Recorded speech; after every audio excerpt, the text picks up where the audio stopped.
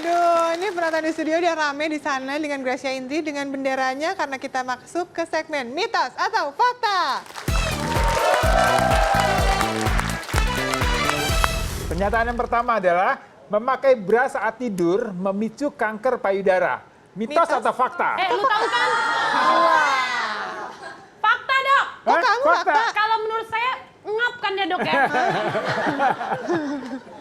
Karena ngap jadinya karena ngap dan panas menimbulkan kepanasan dari dalam.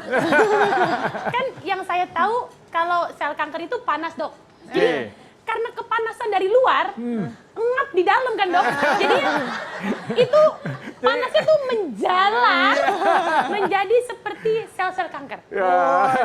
Amazing? Ya, tapi ada penonton yang jawab mitos nih. Tapi ngomong berarti Gracia Indri nggak pakai bra nih kalau di Oke, kayaknya gitu. Makanya tadi rambutnya nutupin terus depan ya. Jadi maksudnya kalau saya bilang fakta berarti saya nggak pakai bra. Iya, Menurut saya mitos, Dok. Kok ganti sih sekarang? Oke, saya kan Mbak, siapa namanya Mbak? Tiara. Mbak Tiara, jawabnya fakta. Iya. Tutup, Mbak jangan ditutupin. Mau masuk TV nggak? Mbak kenapa bilang fakta? Ya karena sih memang bener sih kalau tidur tuh nggak boleh pakai bra gitu karena mengandung. Beranya jangan ke saya dong, Mbak. Emang enak banget. Emang nggak boleh pakai bra karena mengandung kanker payudara juga. Jadi di bra itu mengandung kanker. Enggak sih itu kan dia kan nahan gitu kalau Oke, tidur. apalagi yang pakai kawat ya, Mbak. Iya. Dan pakai kawat pakai rantai lagi. Oke, itu Mbak Tiara. Tepuk tangan buat Mbak Tiara. Jadi memakai bra saat tidur memicu kanker payudara. Jawabannya adalah mitos. Ya, jadi sebenarnya kalau penggunaan bra itu boleh-boleh saja digunakan pada saat tidur ya. Engap, Jadi Dok, engap. ya, tapi Ya paling engap ya, aja. bra-bra khusus yang menggunakan kawat itu sebaiknya tidak digunakan karena dengan kawat itu kan terlihat lebih menekan, lebih kencang. Nah, Ya. itu akan membuat sirkulasi darah, sirkulasi aliran darah limfanya itu juga tidak lancar. Nah, itu akan mengganggu untuk kesehatan payudara wanita tersebut gitu. Jadi memang boleh saja menggunakan bra tapi yang tidak terlalu ketat, tidak terlalu menggunakan kawat. Nah, kemudian ya memang sebaiknya pada saat tidur tidak menggunakan bra ya Dilepas supaya aja. sirkulasi darahnya lebih lancar. Sebaiknya gitu. nggak menggunakan bra. Tapi Ya. tidak ada hubungannya dengan kanker Kanker payudara payudara, sebenarnya. ya karena kalau kita lihat kan penyebab kanker payudara itu bisa macam-macam ya, Betul. bisa dari faktor makanan yang kita sebut karsinogenik, kemudian dari polusi udara, kemudian juga faktor genetik. Sebenarnya nih kita semua nih ya nggak cuma para wanita aja, tapi pria juga harus tahu dan mau untuk mendeteksi dini kanker payudara. Karena kanker payudara selama orang itu punya payudara bisa aja muncul. Jadi laki juga bisa. Laki-laki juga ada, cuma memang tidak sebesar dan seproduktif dari kelenjar payudara pada wanita. Ya, Jadi makanya dan- bisa aja muncul. Ya bisa aja dan kejadian memang tidak sebanyak atau sesering pada wanita. Jadi Ya. bisa saja pria terkena kanker payudara. Tapi kayaknya masih jarang denger, Dok. Masih Jarang. jarang ya. Kalau misalnya laki-laki yang terkena kanker payudara. Oke, kalau misalnya kita mau deteksi, paling mudah dan paling cepat ya itu adalah dengan cara sadari, yaitu dengan memeriksa apakah ada benjolan nih pada payudara kita. Kalau misalnya ada benjolan ya paling mudah itu teraba biasanya pada saat awal-awal mendekati masa menstruasi pada wanita. Dan benjolan seberapapun benjolannya kecil atau besar itu harus diperiksakan ke dokter.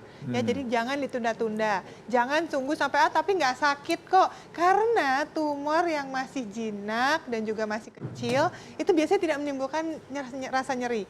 Begitu udah merupakan kanker yang ganas, kemudian juga ukurannya besar, pasti baru menyebabkan rasa nyeri gitu. Ya, jadi ini sadari itu satu pemeriksaan payudara sendiri. Jadi kita sebut sebagai sadari. Jadi wanita ini sebaiknya sebulan sekali dilakukan ya setelah menstruasi, kemudian raba payudaranya tanpa menggunakan selembar kain pun. Ya, jadi betul-betul ujung jari kita yang menjadi alat deteksinya. Ya, 2 atau 3 jari ya. Kita untuk raba dari atas ke bawah, kemudian kita raba secara melingkar, kemudian kita juga meraba di daerah ketiak.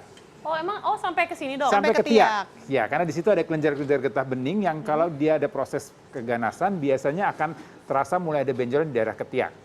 Nah, ini kalau kita bicara misadari. Nah, kalau sudah mulai ada benjolan-benjolan di payudara. Nah, itu nih kita ada hal lain yang Iya. juga kita harus perhatikan, benjolan seperti apa yang kita curiga ke arah suatu keganasan. Betul, itu pertama dari benjolannya. Ya. Yang kedua, kita harus lihat dulu dari perubahan warna kulitnya. Kalau misalnya kita perhatikan payudara kita nih mulai muncul kemerahan, ya apalagi disertai dengan tekstur kulitnya tuh berubah jadi seperti kulit jeruk, seperti ada yang tertarik. Nah, itu kita harus waspada karena bisa aja itu lekukan-lekukan dan perubahan warna itu berasal dari kanker yang ada di dalam. Kemudian yang ketiga, selain lekukan, ini kita harus memperhatikan putingnya. Apabila puting mulai terasa sakit, bagaimanapun sakitnya, itu bisa muncul dari bahkan kanker stadium 1. Jadi begitu ada rasa nyeri di puting yang tidak wajar, tidak normal, itu harus diperiksakan ke dokter. Yang keempat bisa aja tadi seperti dokter Boy bilang, muncul benjolannya di ketiak. Nah, kalau sudah muncul benjolan di ketiak, itu bisa aja bagian dari payudaranya. Dan yang terakhir, kalau keluar cairan pada putingnya yang tidak sesuai dengan masa, misalnya pada masa menyusui. Ya, kalau di luar masa-masa itu muncul keluar cairan maupun bening atau seperti susu atau kekuningan, itu harus dibawa ke dokter secepatnya. Oke, itu tadi dari pernyataan yang pertama. Masih ada satu pernyataan lagi. Udah siap ya semuanya ya? Ya. Oke, pernyataan yang kedua. Tidak boleh berenang pada saat haid. Mitos atau fakta? Saya Mitos atau mitos. fakta? Kamu mitos? Saya mitos, Dok. Yang lain penonton, mitos atau fakta? Mitos, fakta, banyak yang mitos. Banyak Gimana yang nih? mitos. Kalau Indri? saya mitos karena saya sering syuting adegan kecebur saat lagi haid.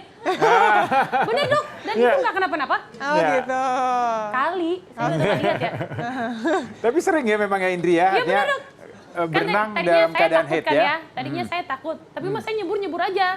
Nggak kenapa-napa, Dok. Oh, Nggak, iya. kolamnya jadi basah, merah semua. Nggak terlalu merah lah. Mbak, namanya siapa, Mbak? Mbak Feby. Kan kalau apa sih darahnya tuh lagi keluar terus memicu banyak bakteri. Amazing jawabannya. Saya fakta kalau gitu, Dok. Kok berubah? Mitos, Dok, benar itu. Iya ya. Jadi tidak boleh berenang pada saat haid, mitos atau fakta? Dan jawabannya adalah mitos. Bener kan? Lu ikut gua kan? Bener kan? Iya, nggak apa-apa sebenarnya. Makanya kamu selama ini kan baik-baik aja. Baik-baik Iya, aja, Dok. tapi kamu harus berterima kasih pada Tuhan. Oh, Karena gitu. sebenarnya ini tidak disarankan. Kenapa? Karena tetap aja akan ada resiko. Meskipun diperbolehkan ya, tapi ada resiko yang harus diperhatikan. Dan yang pertama resikonya nggak main-main, yaitu infeksi dinding rahim. Waduh. Ya, infeksi Ya terutama Allah, ribet nih amat ya, mau berenang Nih, doang ya. Kalau berenangnya di kolam yang, waduh airnya putih kagak, coklat kagak, hijau kagak gitu ya. yang udah lama nggak warnanya udah nggak dibersihin jelas, loh. kolamnya nggak bersih ya. Kemudian kolam umum, nah itu Ya. juga biasanya kita nggak tahu nih kumannya berapa banyak di situ gitu.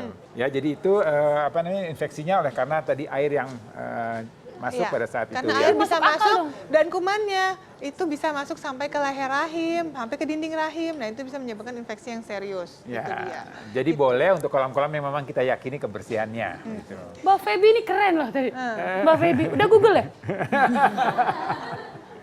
Kemudian ada lagi, tubuh tuh malah jadi pada saat menstruasi kan ya namanya orang-orang menstruasi pasti lebih gampang capek, bener nggak? Lebih cepat capek, lebih cepat pegal. Sama aja kalau kita berenang pada saat haid, itu nanti capeknya rasanya 5 kali lipat lebih berat dibandingkan pada saat tidak Ya. menstruasi. Nanti yang ada perutnya malah tambah kram, tambah pegel, kecuali memang melakukan berenangnya tuh bukan berenang yang serius gitu ya, tapi hanya sekedar stretching supaya otot-otot di perut bagian bawah itu nggak tegang gitu. Ya, Itu dan aja. kemudian juga kalau lagi berenang nih biasanya kita berenang kan di kolam yang suhunya cukup dingin. Nah, suhu yang dingin ini juga akan mengganggu sirkulasi darah yang masuk ke dalam rahim ya. Jadi Iya. sirkulasi darahnya tidak terlalu lancar. Tidak Makanya lancar. itu juga perlu diperhatikan ya. Kalau berenang mungkin kolamnya nggak terlalu dingin, is oke, itu boleh-boleh saja. Kolam hangat ya. Kolam hangat. Iya, dan kemudian harus diwaspadai bahwa itu mencemari air kolam. Gak apa-apa lah dong. Bekas artis.